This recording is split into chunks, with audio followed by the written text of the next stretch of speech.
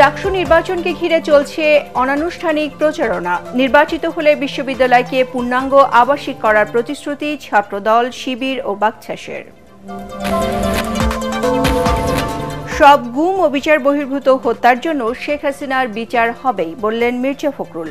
গুম খুনের বিচার কাজ এগিয়ে নিতেই নির্বাচন চায় বিএনপি। জুলাই সনদের খসড়ায় মতামত জমা দিয়েছে 23টি রাজনৈতিক দল। আইনি ভিত্তি ও বাস্তবায়ন নিয়ে দলগুলোকে সমঝোতার আহ্বান বিশ্লেষকদের।